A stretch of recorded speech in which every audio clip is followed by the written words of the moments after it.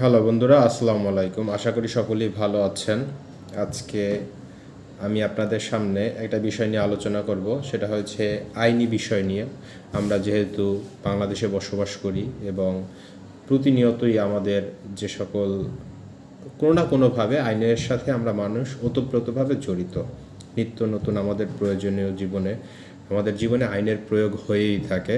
তাই আমাদের উচিত প্রত্যেককে আইনের বিষয়ে খুঁটিনাটি একটু হলেও ধারণা থাকা উচিত, যে এই আধুনিক যুগে এসে আপনাকে যেন কোনো মানুষ যেন ভুল ভ্রান্তি বা অন্য কোনোভাবে কোনো কিছু বিভ্রান্ত করতে না পারে। এজন্য আপনাদের আসলে প্রত্যেকের কম বেশি আইনের প্রতি শ্রদ্ধাশীল এবং সেটা জানা, আইনের প্রতি শ্রদ্ধাশীল এবং আইনটাকে জানা আমাদের প্রত্যেকের উচিত।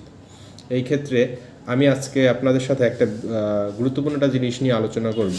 সেটা হয়তো সামান্য একটা ধারা নিয়ে আলোচনা করব। সেটা হচ্ছে, আমরা সবাই জানি যে 2018 সালে নারী ও শিশু নির্যাতন দমন আইন নামে একটা আইন আছে। এই আইনটায় আমাদের নারীদের, আপনাদের মা বোনদেরকে নিয়ে আলোচনা করা হয়েছে। যেমন ধরেন, আপনার মেয়ে আছে, আপনার বোন আছে, বা আপনার নিকটস্থ আত্মীয় স্বজন আছে। এরকমটা দেখা যায়। একটা সময় এই সমাজে অনেক অ্যাসিড নিক্ষেপের একটা প্রচলন ছিল। দেখা যায় যে একটা ছেলে একটা মেয়েকে খুব পছন্দ করতো, সে তাকে প্রেমের নিবেদন জানিয়েছে, মেয়েটা রাজি হচ্ছে না।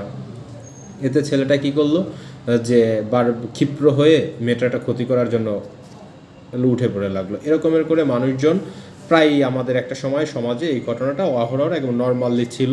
তো এই ঘটনা থেকে রোধ করার জন্য, যাতে এই ঘটনাগুলো যাতে না ঘটে, তার জন্য বাংলাদেশে নারী ও শিশু নির্যাতন দমন আইন নামে একটা আইন প্রণয়ন হয়েছে। এইখানে যে 4 ধারা আছে, এই 4 ধারায় আলোচনা করা হয়েছে যে যদি কোনো মানুষ বা কোনো ব্যক্তি কোনো নারী বা শিশুকে দহনকারী ক্ষয়কারী বলতে বোঝানো হয়েছে যেমন অ্যাসিড বা তরল জাতীয় কোনো কিছু দ্বারা যদি কোনো ক্ষতি সাধন করে। যেমন দেখা যায় যে রাস্তা দিয়ে, আমরা আগে প্রায় শুনেছি যে রাস্তা দিয়ে হেঁটে যাচ্ছে, জলিল নীলুফার গায়ে অ্যাসিড নিক্ষেপ করেছে, জলিলের বাড়ি ঘেরাও দাও। সবাই এই অ্যাডটা হয়তো অনেকেই দেখেছেন বা এই সম্বন্ধে অনেকেই অবগত আছেন।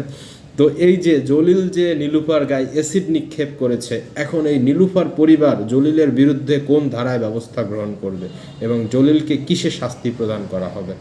তখন নীলুফার পরিবার জলিলকে নারী শিশু নির্যাতন দমন আইন